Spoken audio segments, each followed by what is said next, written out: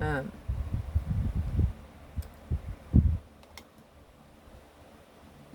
어, 이것은 이제 신짜오 베트남 매일경제 신문인데요. 적국이었던 나라 무기라도 못 살 거 있나? 경제 성장 바라는 베트남이 택한 나라는 이란 기사예요. 중국이나 베트남은 뭐 러시아라든지 중국이라든지 미국이라든지 뭐 중립을 지키면서 사방에 여러 가지 자국의 이득을 위해서는 뭐든지 같이 손을 내미는 국가예요. 베트남이 최근 미국과 협력에서 의미 있는 행보를 연이어 보이고 있다. 원유 수입 다변화 차원에서 첫 미국산 원유 구매를 단행했고, 안보 분야에서는 록히드 마틴 헬기 구매를 통해 군사 협력을 강화하고 있습니다. 부동산 영역에서는 도널드 트럼프 미국 대통령 일가가 참여하는 대규모 골프 리조트 개발 사업을 추진 중입니다. 서로 다른 분야에서 미국과의 관계를 전략적으로 확장하고 있음을 보여주고 있습니다. 관세로 가지고 이제 목을 졸리니까 세계 여러 나라가 이득은 없지만 트럼프 비유 맞추느라고 이런 짓을 하는 거예요. 최근 베트남은 미국산 원유 100만 배럴을 구매하기로 결정했고, 베트남은 전통적으로 쿠웨이트, 리비아, 브루나이 등 중동, 아프리카 지역에서 원유를 수입했습니다. 그러나 올해 초 미국이 최대 46%에 달하는 고유 관세를 부과를 경고하면서 베트남 큰 압박을 받았습니다. 이후 협상으로는 관세 20% 수준으로 내려갔지만 베트남 입장에서는 미국은 압박은 여전했습니다. 미국과 무역 불균을 완화할 필요성이 여전히 존재했습니다. 미국산 원유 수입의 이러한 상황에서 미국 측의 성의를 보이는 동시에 에너지 공급선을 다변화해 안정성을 높이려는 의도로 풀이됩니다. 미국 입장에서는 자국산 에너지를 신흥 성장국에 수출하는 성과를 거둔 셈입니다. 특히 미국 에너지 자원을 강조하는 트럼프 미국 석유 기업 업자들한테다 정치장을 받은 트럼프가 미국산 석유에 대해서 열을 올리고 있죠. 한국한테도 미국산 석유 사라고 그러죠. 그러나 우리는 정부가 하는 게 아니라 기업들이 하기 때문에 기업한테다 정부가 압력을 넣을 수는 없는 일이죠. 특히 미국 에너지 자원을 강조하는 트럼프 대통령 입맛에 맞아떨어지는 거리입니다. 이 석유 업자들한테 정치장을 받은 트럼프에게는 미국산 석유를 수출할 수 있는 길을 열어준 것, 정치적으로 자기 입지에 굉장히 좋은 거죠. 베트남은 에너지 구매선을 다변화하는 동시에 미국과의 신뢰를 한층 더 다질 수 있는 계기를 마련한 것입니다. 베트남이 머리가 좋아요. 안보 분야에서도 중대한 진전이 있었습니다. 베트남 공안부는 지난 7월 미국 록히드 마틴사로부터 S-92 헬리콥터를 2대를 도입한 것을 계약을 체결했고, 계약 규모는 1억 달러를 상회하는 것으로 알려졌습니다. 이는 베트남이 미국산 군사 장비를 직접 구매한 상징적인 사건으로 평가됩니다. 그동안 베트남은 러시아산 무기에 대한 의존도가 높았습니다. 하지만 러시아 우크라이나 전쟁과 그에 따른 국제제재로 방산협력 새로운 파트너가 찾을 필요가 커졌습니다. 이 과정에서 미국이 중요한 대안으로 떠오른 것입니다. 미국은 2010년 베트남에 대한 무기 금수 조치를 해제했고, 이후 군사 교류는 확대되었지만 실질적인 장비 구매로 이어진 사례는 많지 않았습니다. 이번 헬기 구매는 양국 안보 협력이 상징적 수준을 넘어 실질적 협력 단계로 진입했음을 보여줍니다. 베트남이 상당히 미국에 수출 많이 했는데 그 규제를 피하기 위해서 베트남을 통하는 그런 것도 있었죠.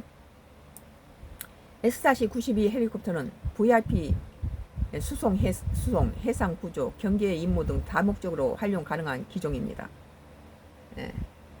중국과 해상 분쟁이 잦아지고 있는 베트남에게 유용한 장비입니다. 경제 안보 협력에 이어 관광 부동산 분야에서도 미국의 연결고리가 강화되고 있습니다. 대표적인 사례가 바로 트럼프 일가가 참여하는 15억 달러 규모의 골프 리조트 개발 사업입니다. 하노이 남쪽 홍해성에서 진행되는 이 프로젝트는 베트남의 부동산 기업 킴박시티가 합작으로 추진하고 있습니다. 54홀 VIP 골프 코스와 고급 리조트, 하이엔드 빌라, 현대적 도시 단지가 포함된 대규모 복합 개발로 계획 중에 있습니다. 베트남 정부는 이 개발이 일자리를 창출하고 관광 인프라를 강화해 국가 성장 기여할 것이라고 강조했습니다. 그러니까 일본도 그렇고 뭐 베트남도 그렇고 미국한테 다 쪽팔리는 거예요. 다 빨리는 거죠. 지난 5월 열린 착곡식에는 트럼프 대통령 아들 에릭 트럼프가 트럼프 그룹 부회장 자격으로 참석했습니다. 당시 그는 이 프로젝트는 아시아는 물론 전 세계 부러움이 될 것이라는 포부를 내비치기도 했습니다. 킴박시티 측은 개발 전체를 담당하는 실질적인 주체로 활동합니다. 트럼프 그룹은 브랜드 운영과 클럽 운영 역할을 담당할 예정입니다. 뭐 지 아버지 대통령이면서 아들들은 다 뭐 수입 챙기고 있는 거죠. 이 사업은 이례적으로 베트남 정부의 빠른 승인을 얻어내면서 이목을 끌기도 했습니다. 뭐 미국의 관세 때문에 막 빨리빨리 해줄 거죠. 정부 입김이 들어서 뭐 법 절차라든지 뭐 법을 다 제끼고. 베트남 대규모 개발은 환경 영향평가, 교통 정합성부터 주민 의견 수렴 등 최소 6단계 이상의 행정 절차를 거쳐야 합니다. 하지만 이번 프로젝트는 중간 과정에서 상당 부분 생략된 채 착공 허가를 받은 것으로 알려졌습니다. 현지 전문가 역시 이번 승인을 사실상 패스트 트랙 처리로 규정하며 그 배경에 의문을 제기하고 있습니다. 주목할 점은 착공 시점이 미국과 베트남 간의 무역협상 국면과 맞물려 있다는 사실입니다. 베트남은 국익을 중요시해요. 인도나 베트남은 자기 국익이 먼저예요. 지난 4월 미국이 베트남에 최대 46% 고율 관세를 부과한 것을 경고한 이후 트럼프 그룹의 대규모 투자가 속전속결로 승인됐다는 측정입니다. 일각에서 베트남 정부와 민간 개발 사업을 내세워 고도 외교 행위를 했다는 분석이 나오는 이유입니다. 이 상당히 베트남이 머리가 좋아요. 민간 개발 사업을 내세워서 이렇게 했다는 거예요. 정부가 손을 안 댄 것처럼 하면서. 이 같은 일련의 행보는 베트남의 실리를 위해 미국과 가까워지는 행보를 보이고 있다는 분석으로 이어집니다. 지금까지 일본, 한국, 중국 등 동아시아 3개국 투자로 경쟁성전을 일궈냈지만 한 단계 더 점프를 위해서는 결국 큰손 미국과의 투자가 필요하다는 판단을 내렸다는 분석입니다. 최근 베트남은 민간 기업을 경제발전 핵심으로 정의하면서 반도체, 인공지능 등과 같은 첨단 기술을 육성할 뜻을 밝혔습니다. 호치민과 다낭을 금융 허브로 조성하고 규제 완화와 세제 혜택을 통해 혁신 기업을 지원할 뜻을 밝혔습니다. 중기 목표는 2030년까지 최소 20개 이상의 베트남 기업을 글로벌 스탠다드 기업으로 육성하는 것입니다. 흥미로운 점은 이런 변화가 외부 자본과 기술에 크게 의존하면서도 내부적으로는 사회주의적 통제와 계획을 유지하는 방식으로 병행되고 있다는 사실입니다. 겉으로 보기에는 모순처럼 보이지만 베트남은 이를 국가발전의 유연성으로 받아들이고 있습니다. 앞으로도 글로벌 공급망이 재편되고 지정학적 갈등이 심화될수록 이중적 성격을 지닌 베트남 모델은 더 자주 시험되어 오를 것입니다.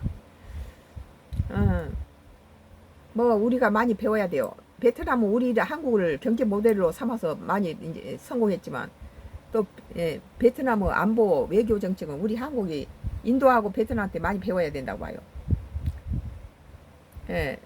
성가크루스 나이 정치 코멘트는 아직 계속